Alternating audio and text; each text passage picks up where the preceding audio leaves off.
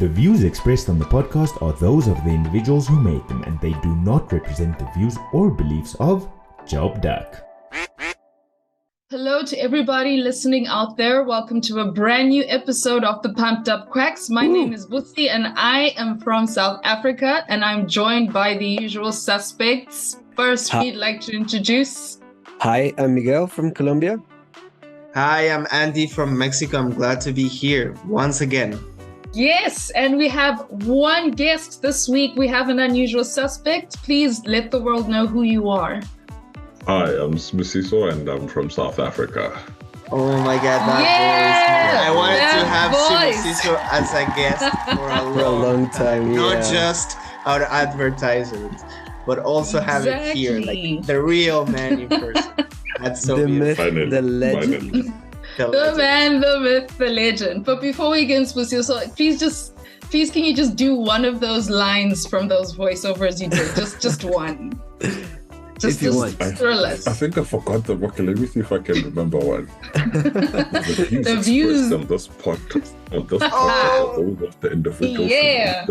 I forgot. Oh my God, that was perfect. That was awesome. Yes, people, that is the voice behind that amazing voiceover. But before we get carried away, going crazy over this voice, we have a riddle for this week. Are you guys ready? Ready? Yep. Yes. Right. So the question for this week is, what's the difference between a literalist and a kleptomaniac? You have the whole episode to think about this. We will revisit this at the end of the episode. But for now, we need to talk about this week's crazy news headlines. Okie dokie. Rightio. Sibusiso, do you want to give us our first story for the week?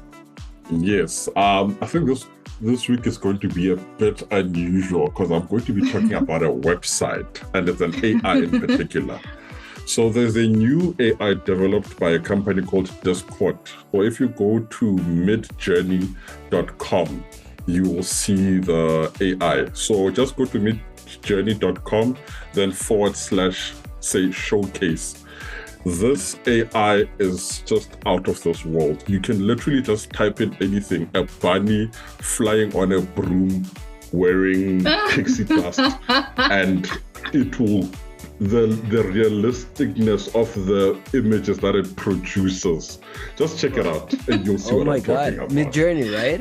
Yes, Midjourney. Oh yeah, awesome. AI, very interested. AI art and research lab. Wow. Whoa, okay. Midjourney.com, guys, check it out. Freak yourself out or love it. It's up to you. Miguel, what do you have for us? Okay. Goat climb on Alabama deputies' patrol car, and it's the paperwork. That's it. What?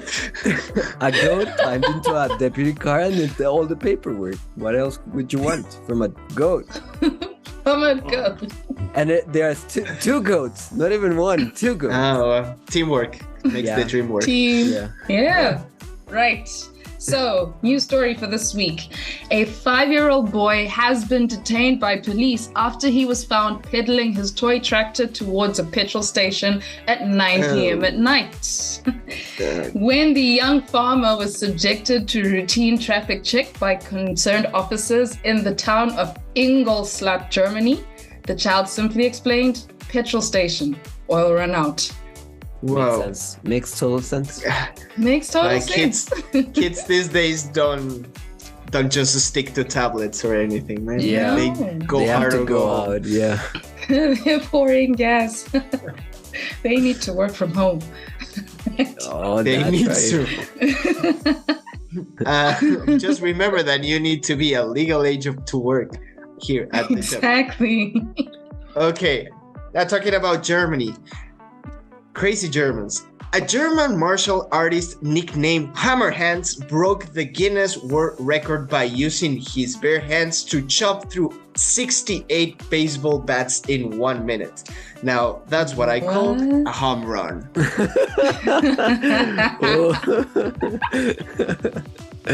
Great stuff. Love it.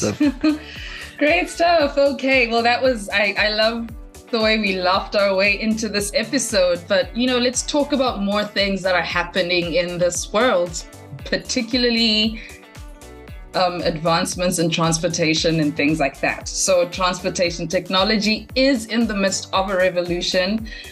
We have new technologies that are constantly improving the efficiency of existing transport methods, while new inventions are poised to entirely shape the way we move, or rather to reshape the way we move. So, guys, we have come a long way. I know that around the time I was born, I'm not going to say when, the whole scope of transport was not the same as it is now. I'm not going to describe what the scope was back then because I don't want to give away my age, but I can certainly say that things have changed a lot. So, we are looking at new innovations such as autonomous cars that drive themselves. We're looking at trains that go really, really, really fast. And I also read articles about planes in the future that will have no pilots, and that really freaks me the hell out.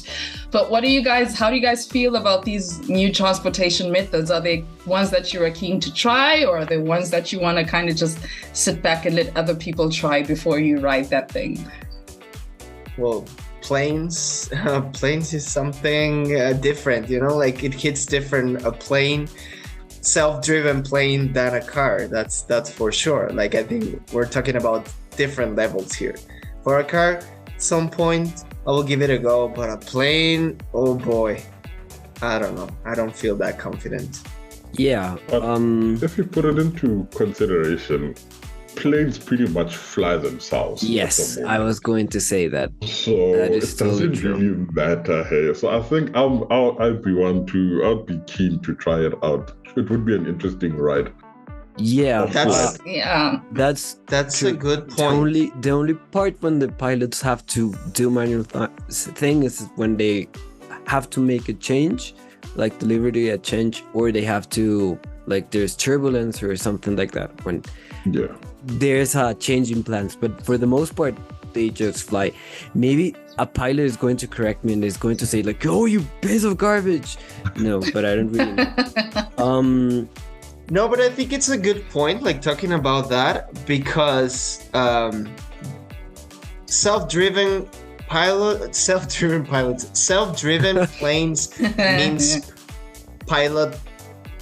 pilot-free aircrafts. Like, are you relying on a pilot? Do you have a backup of a pilot in case that this happens? Like, that was my concern, because if it's a self-driven plane, then you don't need a pilot. You need a technician to fix the aircraft or the AI or whatever. So that was my concern mainly. No, but I totally get that. Yeah. Most of pilots just fly themselves. Maybe what is going to happen is that they're going to have someone that is just for when everything goes south. And I'm not talking about someone visiting South Africa or something like that. When everything goes bad, so they can fix the trajectory or whatever. That's what I thought in my head. I don't know if that's going to happen. Yeah, I also feel that there might be pilots somewhere in a control room sitting just in case something just happens, and they just click the override button and they get control of the plane. But there are just certain situations where you really can't trust AI. Like in terms of, I'll make an example, in terms of self-driven cars, just to avoid an accident, who does it choose to hit an old person or to hit a child? So that's where now the human aspect comes into it. And that's where the morality of all of this thing comes in. Yeah, it's a very interesting debate as to how all of this will happen. Yeah. Particularly with self-driving cars. And self-driving cars have had accidents in the past. Even right now, I don't know how many accidents have they had, but there are some that you really know and you know. But my thought about self-driven cars is that you will only see them on developed countries, mostly in the United States, because most of the countries in Europe, for example, they are trying to avoid something related to cars and all type of transportation. They want to have bicycles. They want to have those scooters that go really fast and they are really dangerous if you don't are careful with them. Or you could have public transportation that is really good. So when you have public transportation, that is when a city is well made and you don't need cars to do things. And the cities in the United States are really big, but they have different points and some of them don't have good transportation. For example, New York does have, but Miami doesn't. So those are the only cities I've been to. So that's the only ones that I can make an example of. But Okay. a self-driven public transportation, I think it will help a lot an entire city Timing. to Yeah. kind of like automatize like certain processes. In Mexico City especially, metros are very delicate in terms of when they're gonna arrive, they're gonna arrive in time, and also the affluency of people through the metro lines. Sometimes certain areas are getting too crowded, and that can help implement a timer that will eventually get rid of most of the traffic that you go to the sublines. Yeah. So I guess that will eventually be a benefit. But Yeah, I completely agree. Something like metros and something like could be powered by will be best for things that you need to be on time. So, what are your thoughts, guys? How's public transportation in South Africa? That's very debatable. That's very debatable. There are certain parts where it's efficient, and then there are just parts where it's just bad. Like, Yeah. like even our efficient modes of transport, they tend to be inefficient because of like theft and load shedding. Oh my Yes. god. Yes, we have like the How train, which is, I don't want to say like the bullet train, but it's one of our fastest trains that we have in the country. But it gets held back by things like cable theft and load shedding. And yeah, that just makes it inefficient. And when it's down, everyone has to use buses. So that just defeats the entire purpose of it. Wait, so trains and stuff like that are affected by load shedding too? Yeah. Well, the cow That's- train. That's that's so nuts. That's so crazy. It's crazy, it is. But yeah, as Sibusiso said, it really depends on where you are when it comes to the public transportation. Because we have that cow train, we have the buses, then we have here in this, we have another train system which you refer to as Metro Rail, which I don't know. You just maybe you need to go through a boot camp first before you ride that, but it's certainly cheap, I'll give it that. And we have taxis. Most people in other countries know them as combis, which you might get a nice comfortable taxi, or you might get one where the door is literally hanging on by like a piece of wire. Again, so yeah, so Good lord. I mean, but for me, I think that the mode I use more than anything is Uber. I Okay. don't know. How about you, Sibusiso? Same here. I stay away from taxis. But back in the days, I used to love them because in the morning, even though there's traffic, they create their own lane. So you'll get wherever you're going very quickly. So there's no traffic for combis. That was the nice part. But it's illegal, the one that we're doing. But I also stick to Uber.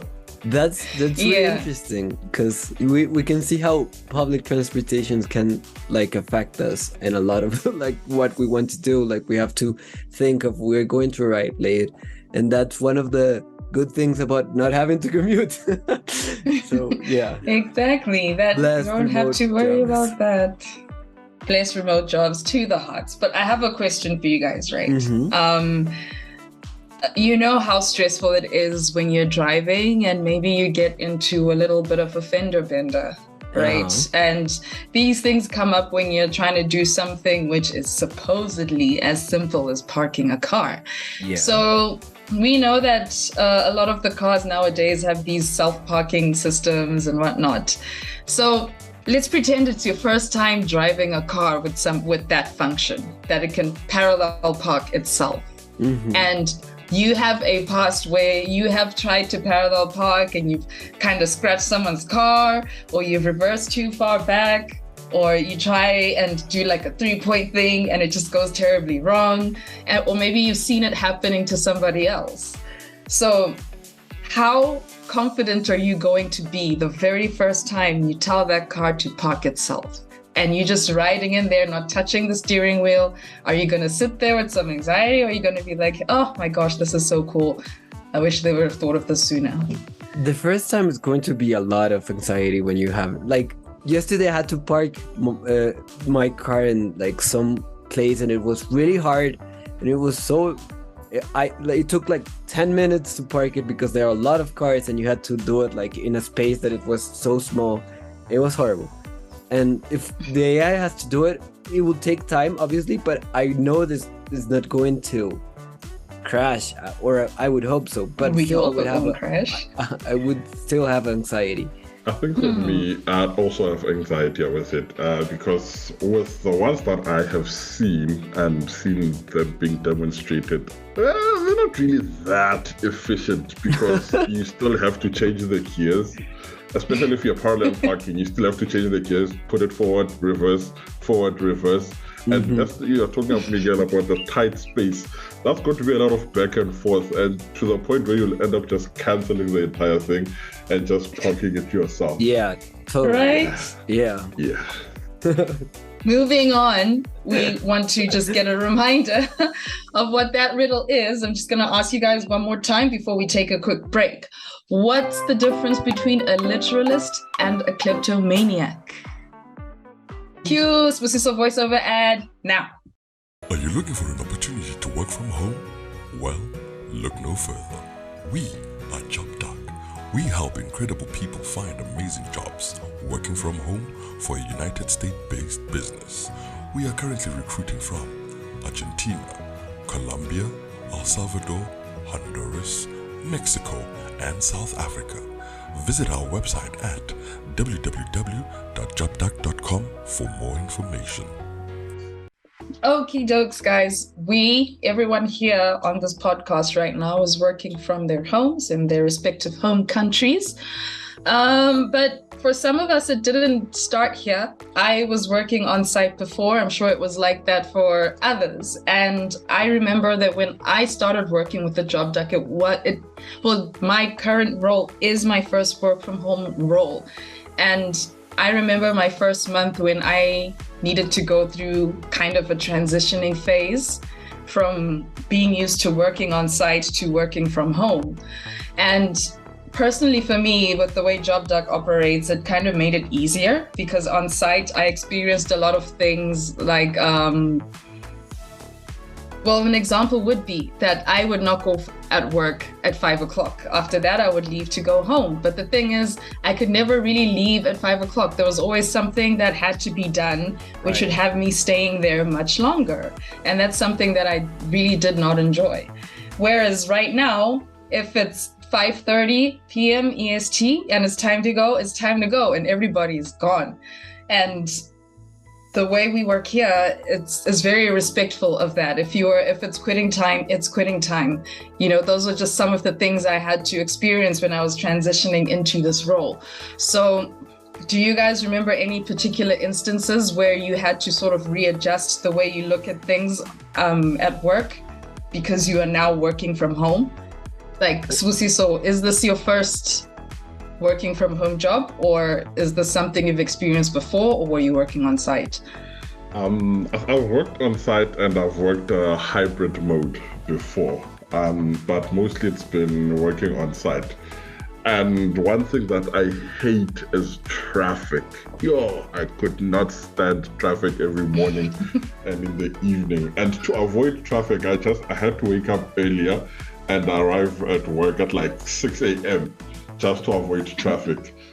Yeah. So I think that is one thing that I definitely do not miss about the whole on-site thing. And secondly, I never really liked those cubicle work offices being in the midst of other people. I've always wanted my own office. I think if by some miracle, if I was to go back to working on site, I'd need my own office. Those cubicles are just not for me. No. Yeah. Just no privacy. 100%. 100%. Well, I worked on site before. I remember that you had to go at a certain time. Like it was 4:30. You have to go at 4:30, and you have to leave everything. If you wanted to have a good, if you wanted not to the bus to be that crowded, because then it would be impossible. Oh yeah. But you never left at that time because there were some things to do, and when that happened, you have to stay more. You would be like, I prefer to stay a little bit more because the bus is too crowded. So you would be doing 3 hours just because you don't want to be in the bus.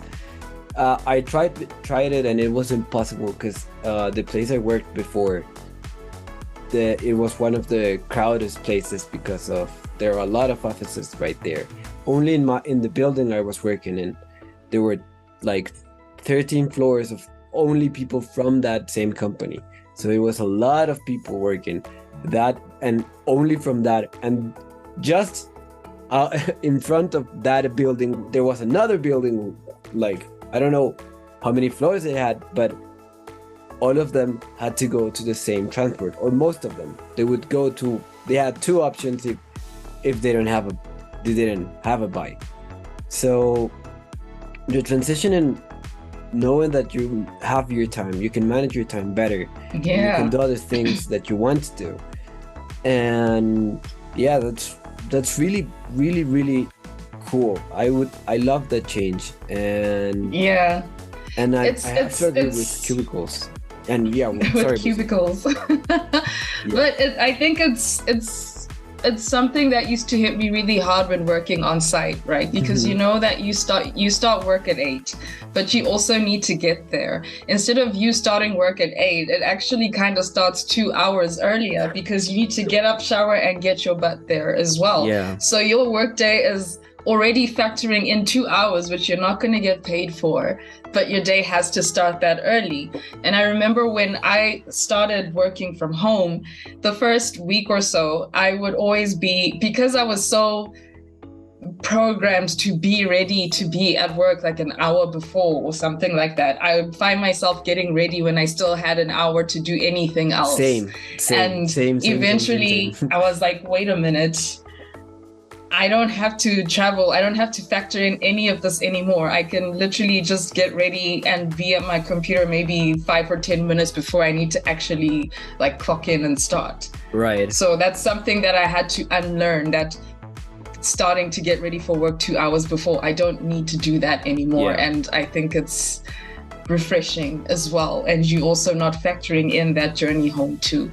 I do like to keep that a schedule or like an organization in my morning. So I do wake up like an hour and a half earlier to do like all the exercises that I do meditation in the mornings, I shower, I made myself a cup of tea, I clean my room and stuff like that. So I kind of like put myself into a morning routine, like every day, that I know that sometimes it doesn't matter that much if I do it or don't, because I could, if I overslept or something like that, I could just arrive in time to my work. But I think it kind of like tricks your brain into kicking into not gear. Get carried by like your house is your office, so you can work in the toilet if you want, like that kind of like mental idea. I know it's extreme, but I think you can be, if you don't have that strength of will and you don't have your quack together, you can be easily carried to have a non-fixed life, very flexible and flexible way of living and working in the morning. So I think that's important for me. The one thing that I love about working from home is you don't literally have to work from home. You can just take your laptop and go work anywhere. And I just forgot to post about it when I was doing the takeover. I did an experiment. I worked in 4 different locations on that day. Whoa. Yeah. What? And I was like, That's this is quite cool. I just forgot to post that. And that was an interesting experiment to see that you can literally work from anywhere as long as you have proper connection and you have power for your laptop. You can pick it's up. quiet enough. Yes. Well, in terms of it being quiet, there's another AI that I use. It's called Crisp. So even if I can take my phone and play music right on my microphone, you won't hear anything. That's how good it is. Really? Oh my god. Yeah. Crisp, So I've written that down. K, yeah, it's Crisp with a K. Oh. Okay, we're Yeah, able to so see. that you can literally just work from just about Noise anywhere, cancelling. even in the- Whoa. Yeah, it's good. It's good. Yeah, it's also another thing that you learn to appreciate when you switch to working from home, you know, because if you are used to working in an office setup where there's always people and, you know, there's all these different characters that are working with in your office. And, you know, as someone who loves people, you might really love that. So if you switch to working from home, it's very different in that your home office space, it's just you. And if you're communicating with people, it's over Zoom, you know? So I've heard some people say that they struggle with that aspect, that there's no one really to talk to. Although from my point of view, I interact with my colleagues every day in one way or another. So it's not really like that. But for a friend, an extroverted friend of mine who went through this transition, she says that it also encourages her to actually go out a lot more when she's not working. And she finds it better. She said she said that during the transition, she found herself being more productive because it was less distracting to have people coming in and out for all sorts of reasons. And her social time was something that she could do when she wasn't working. Yeah, I get it. Yeah, because like people just go around and be like, "Hey, what you doing?" Or someone goes and heats up some dried fish curry in the microwave, and if anyone's ever smelled dried fish being cooked, that stinks up everything everywhere. It's unpleasant. So to that person who loves dried fish, who's now working from home, congratulations, because you can enjoy your dry fish amazing alone. Well, I was gonna say you can enjoy your amazing dried fish at home alone, but I guess alone is the key word thing. Yeah, like you're not going to bother someone with that smell, or even your smell if you smell bad. I'm not saying that you're smelling bad, but people don't. There are people who don't shower, so. Or they don't shower effectively. It depends.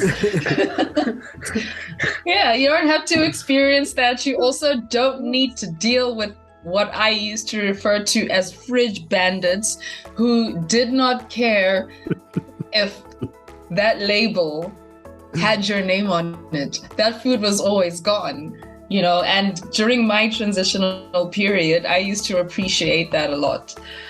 That if I've got my 2-liter Coke in the fridge, it's going to still be there as long as no one else comes to visit and opens my fridge. It's still exactly. No visiting, Busi. And if you have to stay, that Coke is going to be 2 liters till the end of that meeting. Exactly. Bring your own stuff. Bring your own stuff when you're busy. This working from home thing, I think it's a dream job for people like me. I'm a deep introvert. I don't like saying this, but I don't like people. So, yeah. Working from home is just the best thing that could have ever happened to me, because I can control my own space. No one gets to bother me. I can just put my phone on mute, and yeah, my day would go by peacefully. The day will go by. Yeah. For the introvert, I think the transition will be very easy. Yeah, totally. So, can you say that there's anything that you miss from working on site that you would like to try or have tried to incorporate into your home space? Or are you okay without anything that comes with actually having to go somewhere to work? I'm good. I don't miss anything about working on site. I'm good. I don't miss the people. I don't miss the office gossip. Yeah. I don't miss commuting. I'm fine. I'm fine working from home. Maybe something a little bit is the people like just talking like, hey, what are you doing? Maybe that. But I know that it makes me less productive, so I'm fine. Yeah. Because you'll get sucked into it. Because they'll be like, hey, what are you doing? And you'd be like, well, yesterday. What's up with you? Yeah, exactly. It's a back and forth. Andy, do you think there's any aspect of working on site that you would want to bring into working from home, or are you good? Maybe just equipment. Like you're limited to the equipment that you as a user can pay. And maybe you can take advantage to like all these designing tables, because I that's my line of work. Or maybe like working on a project, a physical project. I'm very physical in that aspect. Like I like drawing in paper and stuff, like collaborative with other designers. I think that's super nice. And it's something that I certainly would like to experience again. I guess it's just organization and maybe like meet up with somebody, or like, I don't know.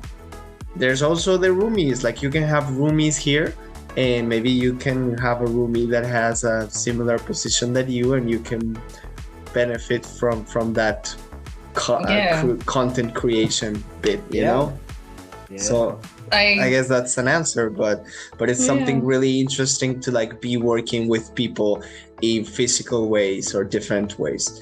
But anyways, I think the pros of working from home are way more than working at an office. So yeah, it's just interesting to like go around and see what it will be nice to implement.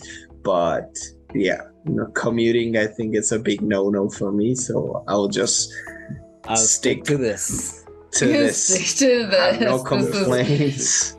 This is nice. This is lovely. I think for me, I'm also good. I really don't. I kid you guys not. I worked in a space where people legit used to jack each other's food from the fridge. And I remember there's this guy who one of my colleagues got so fed up, or former colleague got so fed up that he took an idea that he saw from Twitter.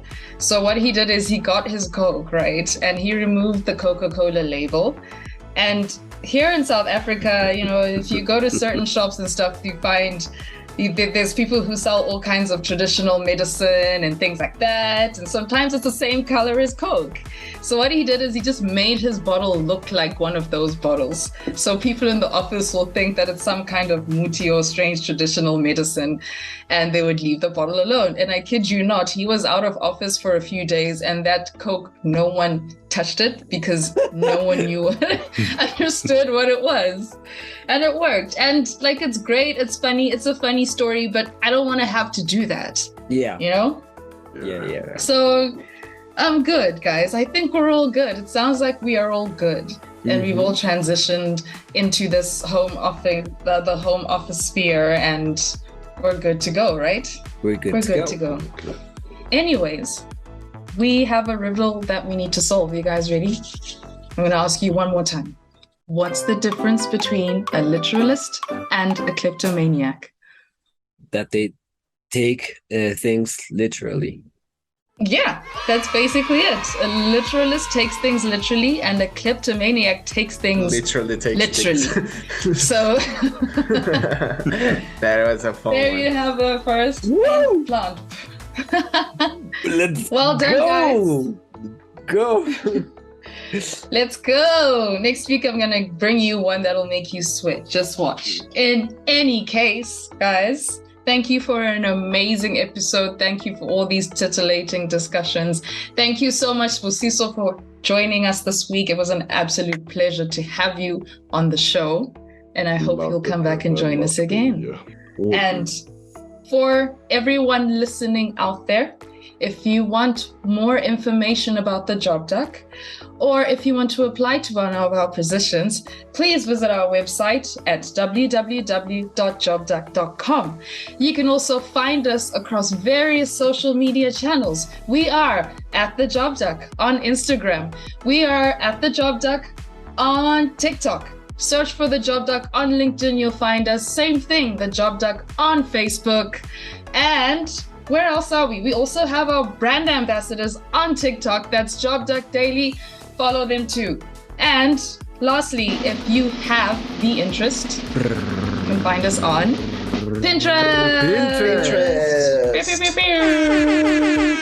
Thank you so much for a great episode, everyone. Thank you to everyone listening, and everyone have a fantastic week. See you next Thank week. you so much.